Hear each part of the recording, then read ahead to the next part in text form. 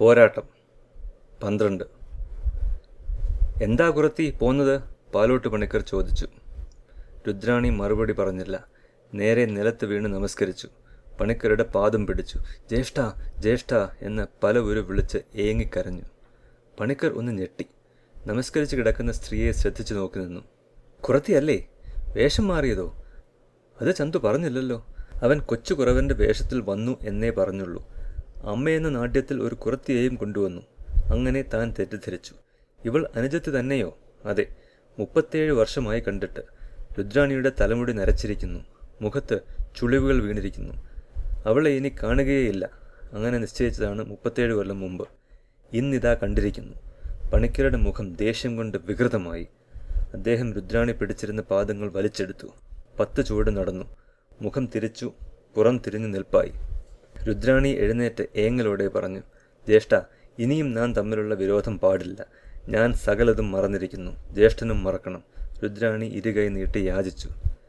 പണിക്കർ ഒന്ന് തിരിഞ്ഞു നോക്കി. എന്നിട്ട് കൈകൾ പുറകിൽ കെട്ടി ഉലാത്തി തുടങ്ങി. 37 കൊല്ലങ്ങൾ മുമ്പത്തെ ഒരു സംഭവം ഓർമ്മയിൽ വന്നു. ആ സംഭവം ഇതാ വീണ്ടും കൺമുമ്പിൽ നടക്കും പോലെ തോന്നി. പത്മനാഭനും രുദ്രാണിയും കുട്ടികളായിരുന്നു. പത്മനാഭന് 14 വയസ്സും രുദ്രാണിക്ക് 12. രുദ്രാണി ജനിച്ചയുടനെ അമ്മ മരിച്ചു. 1 മാസം മുമ്പ് അച്ഛൻ യുദ്ധത്തിൽ മരിച്ചു പോയിരുന്നു. 2 അമ്മാവന്മാരും 4 കൊല്ലം മുമ്പ് പടവീട്ടി ജീവൻ കളഞ്ഞിരുന്നു. പത്മനാഭൻ, രുദ്രാണി, ആ കുട്ടികൾ മാത്രമായിരുന്നു തറവാട്ടിലെ സന്തതികൾ. പക്ഷേ അവർ തമ്മിൽ സ്നേഹമില്ല, വിരോധമാണ്. വിരോധത്തിന് വിശേഷിച്ച് കാരണമൊന്നുമില്ല. വെറും മത്സരബുദ്ധി. തറവാട്ടിൽ പ്രത്യേകമായൊരു കളരിയുണ്ട്. കുലഗുരുവായി ഒരു കളരിക്കുറുപ്പും. അദ്ദേഹം കുട്ടികളെ പയറ്റ് പഠിപ്പിക്കുന്നുണ്ട്. കുട്ടികൾ തമ്മിലുള്ള സ്പർദ്ധ കണ്ട് കുറുപ്പിന് വിഷമം തോന്നി. അത് തെറ്റാണെന്ന് ചൂണ്ടിക്കാട്ടി. അന്യോന്യം സ്നേഹിക്കണമെന്ന് ഉപദേശിച്ചു. കുട്ടികൾ വകവെച്ചില്ല. സ്പർദ്ധ കൂടിക്കൊണ്ടിരുന്നു. എത്ര കഷ്ടം! എനിക്കാണ് പയറ്റിൽ കൂടുതൽ സാമർഥ്യം, പത്മനാഭൻ വിശ്വസിച്ചു. എനിക്കാണ് ജ്യേഷ്ഠനേക്കാൾ മിടുക്ക്. രുദ്രാണിക്ക് തീർച്ചയായിരുന്നു. ഗുരുവിന് അനുജത്തിയോടാണ് കൂടുതൽ വാത്സല്യം, പത്മനാഭന് തോന്നി. ഗുരുവിന് ജ്യേഷ്ഠനോടാണ് കൂടുതൽ സ്നേഹം. രുദ്രാണി തെറ്റിദ്ധരിച്ചു. രണ്ടുപേരും കുറുപ്പിനോട് കൊള്ളിവാക്ക് പറയാറുണ്ട്. അദ്ദേഹത്തിൻ്റെ മനസ്സ് നൊന്തു. എങ്കിലും കുട്ടികളല്ലേ എന്ന് സമാധാനപ്പെട്ടു. ഒരു ദിവസം ആ സംഭവം നടന്നു. ഏറ്റവും ഭയങ്കരമായ സംഭവം. അന്ന് രാവിലെ കുറുപ്പ് വരാൻ കുറച്ചൊന്ന് വൈകി. കുട്ടികൾ രണ്ടും കളരിയിലാണ്. എണ്ണ തേച്ച് തയ്യാറായി നിൽക്കുകയാണ് പയറ്റാൻ. കുറുപ്പിനായി കാത്തു നിൽക്കുന്നു. എടി, നിനക്ക് ഈയിടെ അഹങ്കാരം കുറെ കൂടുതലാണ്. എത്രയായാലും നീ എൻ്റെ അനുജത്തി തന്നെ. നിന്നേക്കാൾ പയറ്റുമെടുക്കുക എനിക്കാണ്. വേണമെങ്കിൽ ഒന്ന് പരീക്ഷിക്കാം, പത്മനാഭൻ പറഞ്ഞു. ചുട്ട മറുപടി കൊടുത്തല്ലോ രുദ്രാണി. ജ്യേഷ്ഠനാണ് അഹങ്കാരം, എനിക്കല്ല. എനിക്ക് എളുപ്പം തന്നെ എന്ന് വെച്ച് തരം താഴ്ത്തണ്ട. ശരി, മിടുക്കൊന്ന് പരീക്ഷിക്കാം. രുദ്രാണി തയ്യാറായി. പത്മനാഭന് ദേഷ്യം കയറി. ആഹാ, അത്രയ്ക്കായോ? നിന്നെ ഒരു പാഠം പഠിപ്പിച്ചിട്ട് മേൽക്കാര്യം. പത്മനാഭൻ വാളും പരിചയം എടുത്ത് മുന്നോട്ട് ചെന്നു. എന്നെ പാഠം പഠിപ്പിക്കാൻ ജ്യേഷ്ഠന് കരുത്തില്ല എന്ന് പറഞ്ഞ് രുദ്രാണിയും വാളും പരിചയം കൈക്കലാക്കി. സഹോദരനും സഹോദരിയും തമ്മിൽ വെട്ടും തടയും തുടങ്ങി. കളരിക്കുറിപ്പ് വന്നപ്പോൾ എന്താണ് കണ്ടത്? കുട്ടികൾ തമ്മിൽ വീറോടെ പൊരുതുന്നു. വെറും പരിശീലനമാണ് എന്ന് ആദ്യം വിചാരിച്ചു. ചെറ്റ് കഴിഞ്ഞപ്പോൾ തോന്നി ഇത് കളിയല്ല, കാര്യമാണെന്ന്. വാള് വയ്ക്കൻ, അദ്ദേഹം ആജ്ഞാപിച്ചു. കുട്ടികൾ അനുസരിച്ചില്ല. അവർ ചീറ്റിക്കൊണ്ട് പോരു തുടർന്നു. മഹാപാപം ചെയ്യരുത്, കൂടപ്പിറപ്പിൻ്റെ ചോര ചിന്തരുത്, അദ്ദേഹം വിളിച്ചു പറഞ്ഞു. കുട്ടികൾ കൂട്ടാക്കിയില്ല. ഏതെങ്കിലും ഒരു കുട്ടിക്ക് വെട്ടുകൊള്ളും, മരിച്ചു വീഴും, അത് കുറുപ്പിന് തീർച്ചയായി. അദ്ദേഹം ഇടയ്ക്ക് ചാടി വീണു. പത്മനാഭ, നിനക്കാണ് മൂപ്പ്, നീ വേണം അടങ്ങാൻ. പത്മനാഭൻ വകവെച്ചില്ല. രുദ്രാണി, നീയെങ്കിലും പിന്മാറ്. രുദ്രാണിയും അനുസരിച്ചില്ല. നടുവിൽ നിന്ന് കുറുപ്പ് തലയിൽ കൈവച്ച് നിലവിളിച്ചു. ദൈവത്തെയോർത്ത് കടും കൈ ചെയ്യരുത്. അതിനിടയ്ക്ക് പത്മനാഭൻ ഒരു വശത്തേക്ക് ഒഴിഞ്ഞു ചാടി. ആ വശത്തൂടെ മിന്നൽ വേഗത്തിൽ രുദ്രാണിയെ ഒന്ന് വെട്ടി. അതിനേക്കാൾ വേഗത്തിൽ ഒഴിഞ്ഞു മാറിക്കളഞ്ഞു രുദ്രാണി. വെട്ട് അവൾക്ക് ഏറ്റില്ല. ഏറ്റത് കുറുപ്പിനായിരുന്നു. അദ്ദേഹം നിലത്ത് വീണു. സ്വന്തം കളരിയിൽ ശിഷ്യന്റെ വെട്ടേറ്റിട്ട്. അപ്പോഴാണ് കുട്ടികൾക്ക് സ്വബുദ്ധി തിരിച്ചു വന്നത്. പത്മനാഭൻ പോര് മതിയാക്കി. അതോടെ രുദ്രാണിയും. ഗുരുവിനെ വെട്ടുക, എന്തൊരു മഹാപാപം! കുറുപ്പ് കിടന്ന് പിടയ്ക്കുകയായിരുന്നു. പത്മനാഭൻ നിലത്തിരുന്നു. ഗുരുവിൻ്റെ തല മടിയിലെടുത്തു വെച്ചു. മാപ്പ്, മാപ്പ്, അവൻ കണ്ണീരോടെ യാചിച്ചു. കുറുപ്പ് അവശനായിരുന്നു. സംസാരിക്കാൻ വിഷമമായിരുന്നു. എന്നിട്ടും സംസാരിച്ചു. നിനക്ക് ഞാൻ മാപ്പ് തരുന്നു. ഞാൻ മരിച്ചത് നന്നായി. അല്ലെങ്കിൽ നീ നിന്റെ അനുജത്തിയെ കൊല്ലുമായിരുന്നു. നീ ഇവിടം വിട്ടുപൊയ്ക്കൊള്ളണം. ഇനി ഇവിടെ വരരുത്. കുറുപ്പ് പിന്നെ സംസാരിച്ചില്ല. രുദ്രാണി കുറുപ്പിൻ്റെ വായിൽ വെള്ളം ഒഴിച്ചു കൊടുത്തു. കുറുപ്പ് ഒരിറക്ക് കുടിച്ചു. എന്നിട്ട് കണ്ണടച്ചു. പിന്നെ കണ്ണ് തുറന്നില്ല. അന്നത്തെ പത്മനാഭൻ, ഇന്നത്തെ പാലോട്ട് പണിക്കർ. അദ്ദേഹം അതാ ഇതെല്ലാം ഓർമ്മയിൽ കൂടി വീണ്ടും കാണുകയാണ്. ആ ഭയങ്കര സംഭവം. അതിനുശേഷം 37 വർഷങ്ങൾ കടന്നുപോയി. 37 വർഷങ്ങൾ. അതിനിടയിൽ എന്തെല്ലാം നടന്നു? അവയും ഓർമ്മിച്ചുകൊണ്ട് പാലോട്ട് പണിക്കർ ഉലാത്തുകയാണ്. രുദ്രാണി മുഖവും താഴ്ത്തിയിരിക്കുന്നു. അവരുടെ കണ്ണുകളിൽ നിന്ന് കണ്ണീർ ഉറ്റിട്ട് വീഴുന്നു. അത് പണിക്കർ കാണുന്നില്ല. അദ്ദേഹം ഓർമ്മയിൽ ജീവിക്കുന്നു. മരിച്ച ഗുരുവിൻ്റെ പാദങ്ങളെ പത്മനാഭൻ കണ്ണിൽ തൊട്ടുവെച്ചു. വാളും പരിചയം എടുത്തു. ഇറങ്ങി നടന്നു. അനുജത്തിയോട് യാത്ര പോലും പറയാതെ. ഇനി പിറന്ന വീട്ടിൽ കാലുകുത്തുകയില്ല. ആ പിറന്ന വീട്ടിനെ ഒന്ന് തിരിഞ്ഞു നോക്കിയതുപോലുമില്ല. പത്മനാഭൻ വടക്കോട്ട് യാത്രയായി. തെക്കൻ പയറ്റ് പഠിച്ചു കഴിഞ്ഞിരുന്നു. കടത്തുനാടൻ പയറ്റ്, തുളുനാടൻ പയറ്റ് മുതലായവ കൂടി പഠിച്ചു. കുറേ കാലം പട്ടാളത്തിൽ ചേർന്ന് പടവെട്ടി. കുറേ കാലം ചേകോനായി കഴിഞ്ഞു. പല വിജയങ്ങളും ഉണ്ടായി. പലരെയും കൊന്നു. ഖ്യാതി നേടി. വർഷങ്ങൾ കടന്നുപോയി. വിവാഹം ചെയ്തില്ല. ഏകനായി കഴിഞ്ഞു. പൂർവ്വജീവിതം ആരെയും അറിയിച്ചില്ല. ഒടുവിൽ ഒരു കളരി സ്ഥാപിച്ചു. പാലോട്ട് പണിക്കർ എന്ന കള്ളപ്പേരും സ്വീകരിച്ചു. കുട്ടികളെ ആയുധവിദ്യ പഠിപ്പിച്ചു. ക്രമേണ കേരളം മുഴുവൻ പ്രശസ്തി പരന്നു.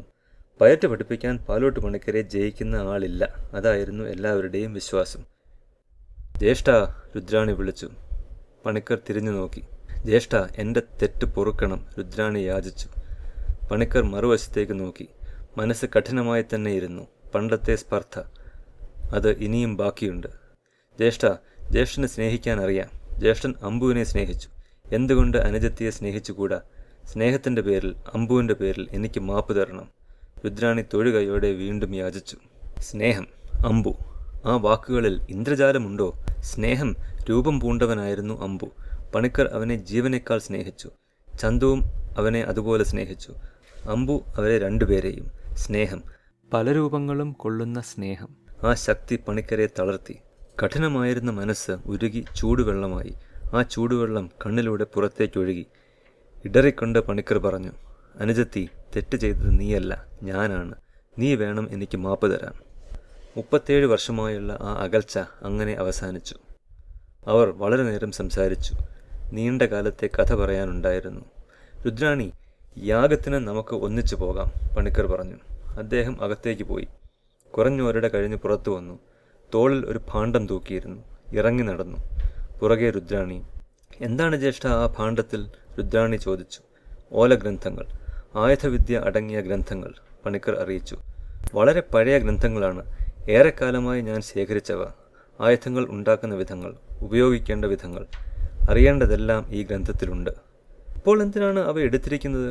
അറിയാൻ രുദ്രാണിക്ക് ജിജ്ഞാസ തോന്നി. അവയ്ക്ക് ഒരു ഉപയോഗമുണ്ട്, അത്രമാത്രമേ പണിക്കർ പറഞ്ഞുള്ളൂ. മൈതാനത്തിൻ്റെ ഒരറ്റത്താണ് യാഗം. വലിയൊരു കുഴി കുഴിച്ചിരിക്കുന്നു. 30 അടി നീളം, 20 അടി വീതി, 10 അടി ആഴം. അങ്ങനെയൊരു കുഴി. നിറയെ വിറകും അടുക്കിയിട്ടുണ്ട്. കുഴിയുടെ അരികിൽ ആ ഭ്രാന്തൻ ജപിച്ചുകൊണ്ടിരിക്കുന്നു. ചുറ്റിനും അണിനിരന്ന് നിൽപ്പുണ്ട് ശാന്തിക്കുട്ടികൾ. 1000-ഓളം കുട്ടികൾ വരും. അവർ ആയുധങ്ങൾ ഏന്തിയിട്ടുണ്ട്. ഒന്നെങ്കിൽ ഒടിഞ്ഞവ, അല്ലെങ്കിൽ തുരുമ്പ് പിടിച്ചവ, അതുമല്ലെങ്കിൽ മൂർച്ചയില്ലാത്തവ. ആ ആയുധങ്ങൾ അവർക്കിപ്പോൾ ആവശ്യമുണ്ട്. 1000 പടയാളികൾ നോക്കി നിൽക്കുന്നു. എന്താണ് ഈ യാഗം? ഒന്ന് കാണുക തന്നെ. ഭ്രാന്തൻ ജപം നിർത്തി. ഒരു തീക്കൊള്ളി എടുത്തു. കുഴിയിൽ അടുക്കിയിരുന്ന വിറക് കത്തിച്ചു. ചുരുങ്ങിയ സമയം തീ ഉയർന്നു കത്തി. കുട്ടികൾ ഒന്നൊന്നായി മുമ്പോട്ട് ചെന്നു. ശാന്തി ദേവി ജയിക്കട്ടെ എന്ന് ഉറക്കെ വിളിച്ചു പറഞ്ഞു. എന്നിട്ട് ആയുധം തീക്കുണ്ടത്തിൽ വലിച്ചെറിഞ്ഞു. ആ ആയുധങ്ങൾക്ക് ഇപ്പോൾ പ്രായം ചെന്നിരിക്കുന്നു. എങ്കിലും അവയ്ക്കും ചെറുപ്പകാലം ഉണ്ടായിരുന്നു. അന്ന് അവ മനുഷ്യരെ വേദനിപ്പിച്ചിരുന്നു. അവരുടെ ചോര ചിന്തിയിരുന്നു. ജീവൻ കവർന്നെടുത്തിരുന്നു. അവ ഇതാ തീയിൽ വീണിരിക്കുന്നു. അവയുടെ മരപ്പിടികൾ വെന്ത് ചാമ്പലാകുന്നു. അവയുടെ ലോഹം ഉരുകുന്നു. അങ്ങനെ അവ നശിക്കുന്നു. കണ്ടുനിന്ന പടയാളികൾ മുഖത്തോട് മുഖം നോക്കി. ഇതാണോ യാഗം? ചിലർ ചിരിച്ചുപോയി. അധികം പേരും ചിരിച്ചില്ല. അവരുടെ മുഖങ്ങളിൽ ഗൗരവം നിഴലിച്ചു. ഉയരത്തിൽ പടർന്നു കത്തുകയാണ് തീ. വലിയൊരു തീ ഗോപുരം. ചൂട് സഹിക്കവയ്യ. എല്ലാവരും കുറച്ചൊന്ന് പിൻവാങ്ങി നിന്നു. ശാന്തിക്കുട്ടികളുടെ നടുവിൽ കുങ്കൻ, കുങ്കന്റെ പുറകിൽ കോരൻ, കുറച്ചകലം മറ്റൊരു ചെറിയ സംഘം. പാലോട്ട് പണിക്കർ, രുദ്രാണി, ചന്തു, അമ്മിണി. ആ 2 കുട്ടികളും ഇടയ്ക്കിടെ കോരനെ ദേഷ്യത്തോടെ നോക്കുന്നുമുണ്ട്. അവരുടെ ഉള്ളിൽ പക അടങ്ങിയിട്ടില്ല. അത് പുകഞ്ഞ് വീർപ്പ് മുട്ടിക്കുന്നു. കോരൻ മുമ്പോട്ട് കടന്നു. കുങ്കനെ നമസ്കരിച്ചു. എന്നിട്ട് ചന്തുവിൻ്റെയും അമ്മിണിയുടെയും നേർക്ക് തിരിഞ്ഞു. കുഞ്ഞുങ്ങളെ, ഞാൻ നിങ്ങളെ ദ്രോഹിച്ചു. നിങ്ങൾ എനിക്ക് മാപ്പ് തരണം. കോരൻ തീക്കുണ്ടത്തിൻ്റെ അരികിലേക്ക് നടന്നു. ശാന്തി ദേവി ജയിക്കട്ടെ എന്ന് വിളിച്ചു പറഞ്ഞു. പരിച തീക്കുണ്ടത്തിൽ എറിഞ്ഞു. വാൾ ഉയർത്തിപ്പിടിച്ചു. പാപത്തിൻ്റെ ചിഹ്നമാണ് ഈ വാൾ, അത് നശിക്കട്ടെ എന്ന് ഉറക്കെ പറഞ്ഞു. എന്നിട്ട് വാളും തീക്കുണ്ടത്തിൽ എറിഞ്ഞു. അവസാനമായി തിരിഞ്ഞു നിന്ന് എല്ലാവരോടുമായി പറഞ്ഞു, പാപം മനുഷ്യൻ്റെ രൂപം പൂണ്ടതാണ് ഞാനും നശിക്കട്ടെ. കോരൻ്റെ ഒരുക്കം എന്തിനെന്ന് കുങ്കന് മനസ്സിലായി. കുങ്കൻ മുന്നോട്ട് കുതിച്ചു. കോരനെ തടയാൻ സാധിച്ചില്ല. അതിനു മുമ്പ് കോരൻ തീക്കുണ്ടത്തിൽ ചാടിക്കഴിഞ്ഞു. പടർന്നു കത്തുന്ന തീ കോരനെ പൊതിഞ്ഞു. അയാളെ ആർക്കും കാണാൻ കഴിഞ്ഞില്ല. കോരൻ്റെ ഒടുവിലത്തെ വാക്കുകൾ മാത്രം കേട്ടു, ശാന്തി ദേവി ജയിക്കട്ടെ. കോരൻ്റെ ദേഹം ഭസ്മമായി. അയാളുടെ പാപം തീർന്നു. കുങ്കൻ്റെ കണ്ണുകളിൽ നിന്ന് ചുടുനീർ വർഷിച്ചു. ചന്തു, അമ്മിണി, കണ്ടില്ലേ കോരൻ്റെ ത്യാഗം? കുങ്കൻ കണ്ണീർ തുടച്ചുകൊണ്ട് ചോദിച്ചു. ഇനിയും തീർന്നില്ലേ നിങ്ങളുടെ പക? ആ ആയുധങ്ങൾ തീയിലേക്ക് എറിയൂ. ചന്തു അമ്മിണിയെ നോക്കി. അമ്മിണി ചന്തുവിനെയും. ആയുധങ്ങൾ തീയിലേക്ക് എറിയുകയോ? എന്തിന് സംശയിക്കുന്നു ചന്തു? ആയുധം വരുത്തി വയ്ക്കുന്ന വിന ഇനിയും മനസ്സിലായില്ലേ? നിന്റെ പ്രിയപ്പെട്ട അമ്പു മരിച്ചത് മറന്നോ? കുങ്കൻ ചോദിച്ചു. അമ്പു, ആ പേര് കേട്ടതേയുള്ളൂ. ചന്തുവിൻ്റെ സ്നേഹം ഉറവ് പോലെ ഉയർന്നു വന്നു. അമ്മിണി, ചന്തു വേദനയോടെ വിളിച്ചു. എൻ്റെ ജ്യേഷ്ഠ. അമ്മിണി അകം നൊന്ത് വിളി കേട്ടു. ചന്തു ഗുരുവിനെ നോക്കി. നിങ്ങൾക്ക് ഇനിമേൽ ആയുധം വേണ്ട ചന്തു, പാലോട്ട് പണിക്കർ പറഞ്ഞു. അമ്മിണി രുദ്രാണിയെ നോക്കി. മകളെ, നീയും ആയുധം കളയൂ, രുദ്രാണി പറഞ്ഞു. കുട്ടികൾ വീണ്ടും അന്യോന്യം നോക്കി. കൈ കോർത്തു പിടിച്ച് തീക്കുണ്ടത്തിൻ്റെ അരികിലേക്ക് നടന്നു. വാളും പരിചയം എടുത്തു. തീയിലേക്ക് വലിച്ചെറിഞ്ഞു. ശാന്തി ദേവി ജയിക്കട്ടെ. ആ വാക്കുകൾ അവരുടെ ഇടറുന്ന തൊണ്ടയിൽ നിന്ന് പൊങ്ങി. പണിക്കരും രുദ്രാണിയും ഒരു നോട്ടം കൈമാറി. ഒരക്ഷരം മിണ്ടിയില്ല. പണിക്കർ തീക്കുണ്ടത്തിലേക്ക് നടന്നു. തൊട്ടുപുറകിൽ രുദ്രാണിയും. പണിക്കർ ഭാണ്ഡം അഴിച്ചു. ആയുധവിദ്യ അടങ്ങിയ ഓലഗ്രന്ഥങ്ങൾ പുറത്തെടുത്തു. വാരി തീയിലെറിഞ്ഞു. അവ കത്തിയെരിഞ്ഞു. ഇനി ആരും ആ ഗ്രന്ഥങ്ങൾ പഠിക്കുകയില്ല. പെട്ടെന്ന് ഭയങ്കരമായ അലർച്ച കേൾക്കുമാറായി. പണിക്കരും രുദ്രാണിയും തിരിഞ്ഞു നോക്കി. യാഗം കണ്ടുനിന്ന പടയാളികൾ ഒന്നിച്ച് അലറുകയായിരുന്നു. എത്ര ക്ഷണം മനുഷ്യർ പിശാചുക്കളാകുന്നു! ആയുധം കളയുക! എല്ലാവരും അങ്ങനെ ചെയ്താലോ? പിന്നെ യുദ്ധമെവിടെ? യുദ്ധമില്ലെങ്കിൽ പടയാളികളുടെ വയറുപിഴപ്പ് പോയില്ലേ? ഈ യാഗം ഒരു വെല്ലുവിളിയാണ്. അത് മുടക്കിയേ തീരൂ. മുടക്കിയാലും പോരാ, ശാന്തി മതം നശിപ്പിക്കണം. ശാന്തിക്കാരെല്ലാം ഒത്തുകൂടിയിരിക്കുന്നു. നല്ല സന്ദർഭം. ഒന്നിനെയും ബാക്കി വെച്ചുകൂടാ. ഈ ഭ്രാന്ത് ഇന്നോടെ തീരണം. വെറി കൊണ്ട ഒരു പടയാളി വിളിച്ചു പറഞ്ഞു, ശാന്തിമതം നശിക്കട്ടെ, യുദ്ധം ജയിക്കട്ടെ. ആയിരം പടയാളികൾ ഏറ്റുപറഞ്ഞു, ശാന്തിമതം നശിക്കട്ടെ, യുദ്ധം ജയിക്കട്ടെ. എല്ലാവരും കലിതുള്ളിക്കൊണ്ട് മുമ്പോട്ട് നീങ്ങി, കടൽ ഇരമ്പിക്കയറുന്നതുപോലെ. പാവപ്പെട്ട ശാന്തിക്കുട്ടികൾ. അവർ എന്തു ചെയ്യും? ഒടിഞ്ഞ തുരുമ്പ് പിടിച്ച മൂർച്ചയില്ലാത്ത ആയുധങ്ങൾ. അവ കയ്യിലുണ്ടായിരുന്നു കുറേ മുമ്പ് വരെ. അവയെല്ലാം തീയിൽ എറിഞ്ഞിരുന്നു. അവ ഇപ്പോൾ ഉണ്ടായിരുന്നെങ്കിലോ? എന്നാലും മനുഷ്യപിശാചുക്കളെ തടയാൻ കഴിവില്ല. കഴിവുണ്ടെങ്കിൽ തന്നെയും അവർ അത് ചെയ്യുകയില്ല. ആയുധം പ്രയോഗിക്കുക മഹാപാപമല്ലേ? മരിച്ചാലും ആ മഹാപാപം ചെയ്യുകയില്ല. മരണമേയുള്ളൂ ഇനി. കുങ്കൻ, ചന്തു, അമ്മിണി അവർ ഒന്നിച്ചു നിന്നിരുന്നു. 1000-ഓളം വരുന്ന ശാന്തിക്കുട്ടികൾ അവരുടെ ചുറ്റും കൂടി. എല്ലാവരും മുകളിലേക്ക് നോക്കി. ആകാശത്തിൽ നിന്നിരുന്നു ശാന്തി ദേവി. യാഗത്തിൻ്റെ തുടക്കം മുതൽ ദേവി അവിടെ നിൽക്കുകയായിരുന്നു. പടയാളികൾ ആരും കണ്ടിരുന്നില്ല. അവർക്ക് ശാന്തി ദേവിയെ കാണാൻ കിട്ടുകയില്ല. 1000 കൊച്ചു കണ്ഠങ്ങളിൽ നിന്ന് ഒരു വിളി പൊങ്ങി, അമ്മേ, ദേവി. അനുജത്തി, നാമം നിശ്ചയിച്ചതാണ് ആയുധം കളയാൻ. അതിനു മുമ്പ് ഇങ്ങനെ വന്നു ചേർന്നു, പാലോട്ട് പണിക്കർ പറഞ്ഞു. കൊല്ലാൻ വരുന്ന പടയാളിക്കൂട്ടം ഇതാ അടുത്തെത്തി. നമുക്ക് അവരെ തടഞ്ഞു നിർത്താൻ ശ്രമിക്കാം. മരണമാണ് ഫലം.